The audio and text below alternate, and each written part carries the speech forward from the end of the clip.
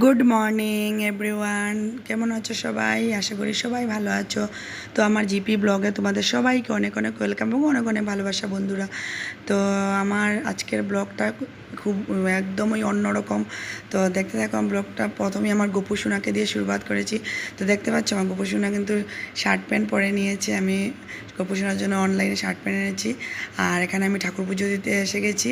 তো আজকের দিনটা পুরোটাই আলাদা। পুরো ভিডিওটা দেখলে বুঝতে পারবে যে আজকে কি। তো দেখতে থাকো স্কিপ না করে। তো আর যদি ভিডিওটা ভালো লাগে তাহলে লাইক কমেন্ট করে দিও।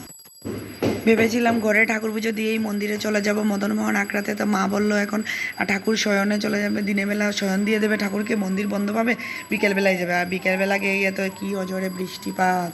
আর ইউনিভার্সিটির কিন্তু একটা বড় গিফট আছে, তার জন্য পরের ভিডিওতে নজর রাখবে।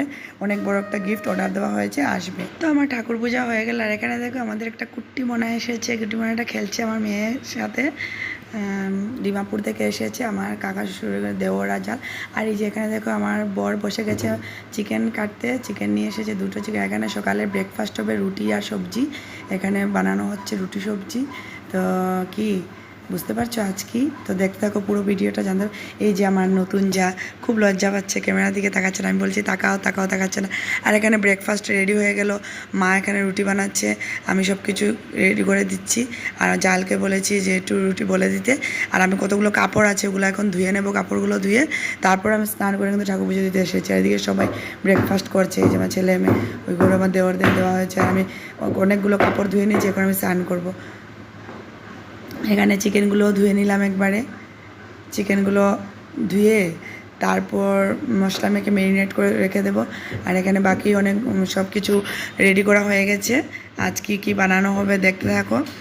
তো আজকের মেনুটাও অন্যরকম, আজকের দিনটাও অন্যরকম। আর এই দিনেই পড়ে গেছে কিন্তু ভোট, বুঝেছো? তো এখানে আমি মশলা মেখে চিকেনগুলো রেডি করে রাখছি, তারপর আমি স্নান করে ঠাকুর ঘরে এসে যাবো। তো এখানে সব কিছু রেডি। তো প্রথমে যে আমি দেখালাম ঠাকুর পুজো দিচ্ছি, এটা কিন্তু স্নান করার পরেই এসেছি। আর আমাদের কুটি মোনাটা ঘুমিয়ে গেছে, আমার সোনাটা। তো দেখো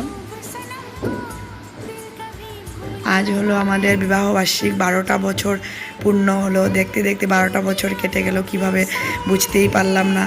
তো এই যে সবার প্রথম স্নান করে এসে আমার বর আমাকে সিঁদুর পরিয়ে দিল। প্রতি বছরে বিবাহবার্ষিকী বরের হাতে প্রথম সিঁদুরটা পরি।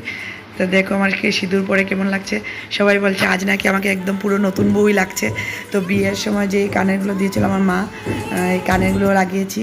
তো আজকে একটু সেজে নিয়েছি, সাজিগুজি না, এমনি একটু সিম্পল। দেখো সিঁদুর পরলে সবাইকে একদম নতুন বউ লাগে। তারপর এখানে রান্না বাড়া চলছে, মা রান্না করছে, ফ্রাইড রাইস হয়েছে। আর এখানে চিকেনটা আমার বর রান্না করবে, চিলি চিকেন। আর আমি সব কিছু রেডি করে দিয়েছি, আমাকে আজকে রান্না করতে আর দেয়নি। তো সবাই বলছে না আজ বিবাহবার্ষিক, তার জন্য আমি রান্না করতাম। বর চিকেনটা রান্না করতে খুবই ভালোবাসে। তো হয়ে গেল চিলি চিকেন। লুকটা দেখো একদম জাস্ট বাও হয়েছে, খেতেও কিন্তু বাও হয়েছে। তো ভাজাটা এখনও বাকি রয়েছে। চারিদিকে স্যালাড ট্যালাড কেটে নিয়েছি। তো আয়োজনটা কী করা হয়েছে দেখো। আছে মনে ভুটের দিন, তেমন কিছু আজকে পাওয়াও যায়নি কিন্তু। তো এখানে বোয়াল মাছ হয়েছে, চানার ডাল হয়েছে, আর পাঁপড় ভাজা, ক্যাপসিকাম যে চিলি বড়া হয়েছে, বেগুন বড়া হয়েছে, এই যে ক্যাপসিকাম শিমলা মরিচ ভাজা আর পাঁপড় ভাজা, এইসবই করা হয়েছে। এই যে সবাইকে খেতে দেওয়া হয়েছে। বেলা 3টা বেজে গেছে। ওই যেখানে কাকা শ্বশুর, যে দেওর, সবাই খাচ্ছে। তারপর আমরা খাচ্ছি। এই যে জাল, যে একটা দেওয়ার, ওই যে মোনাটা বসে আছে। তারপর খেয়ে দিয়ে ভোট দিতে যাব। সকাল থেকে অনেক ভিড়, খবর নিয়েছি, যাইনি। তো এই যে এখন আমি ভোট দিতে যাচ্ছি। ভোটের আমাদের ভোট যেখানে দেয় অনেকটা দূর। তো আমি আর আমার বর মিলে চলে গেলাম সেখানে। আর মন্দিরে যাব বিকেলবেলা, কারণ দিনের বেলা অনেকটা লেট হয়ে গেছে। তার জন্য মা বললো যে মন্দিরে এখন ঠাকুর শয়নে আছে, এখন যাবে না, পরে যাবে। আর দেখো ভোটের লাইন দেখো, সকাল থেকেই খবর নিয়ে যাচ্ছে যে অনেকটা ভিড়। তো ফাইনালি আসলাম বিকেল 4টার সময়। খেয়ে দিয়ে বাসন টাসন দিয়ে সব কিছু করে আসলাম, ঘরের কামটা। তারপরে আমার বর দেখো ওই গেটের সামনে দাঁড়িয়েছে। মেয়েদের লাইনটা একটু কম ছিল। তারপর সন্ধ্যা হয়ে গেল, চলে গেলাম মন্দিরে দুজনে মিলে পুজো দিতে।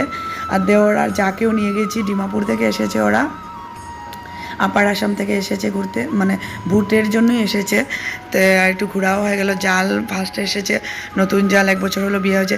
তো সবাই মিলে চলে গেলাম মন্দিরে গিয়ে সেই বৃষ্টিতে আটকে গিয়েছি। তো দেখো প্রচুর বৃষ্টি, অঝড়ে বৃষ্টি ঝরছে বাইরে, একদম ঝড় বৃষ্টি তুফান। টোটো রিজার্ভ করে গিয়েছিলাম, তারপরও বৃষ্টি, টোটোতে ওঠার মতো অবস্থা নেই, এরকম বৃষ্টি হচ্ছে। মন্দিরে পুজো টুজো দিয়ে নিলাম আমরা। আর ওই যে এখানে আমার বর আর দেওয়ার বসে আছে, আমার যা আর আমি, আর আমার মেয়েকে নিয়ে গিয়েছিলাম, এখানে বসে আছি। তো কীভাবে বাড়ি যাবো সেই জন্য চিন্তা করছি বসে বসে। আর অ্যানিভার্সারি গিফটটাও আছে, পরে দেখাবো তোমাদেরকে। প্রচুর বৃষ্টি, প্রচুর, মানে বলার মতো না বৃষ্টি। তারপর তো বাড়িতে যেতে যেতে তো 9:30 বেজে গিয়েছিলো, বাড়িতে আসতে আসতে মানে অনেকটাই লেট হয়ে গিয়েছিলো। টোটোতে ওঠার মতো অবস্থা নেই, তারপর তো উঠতে তো হবে, সঙ্গে ছুটো মোনা। বাড়ি আসার পর মা ধান দুব্বো দিচ্ছে, তখন বাজে কিন্তু রাত্রি 11টা। সবার খাওয়া দাওয়া শেষ, অনেক ঝড় তুফান শিলা বৃষ্টি, তারপর মা ধান দুব্বো দিল। তো ভিডিওটা কেমন লাগলো জানাবে, যদি ভালো লেগে থাকে তাহলে লাইক কমেন্ট এন্ড সাবস্ক্রাইব করে দেয় আমার চ্যানেলটাকে, এভাবে পাশে থাকবে, আমাকে সাপোর্ট করবে।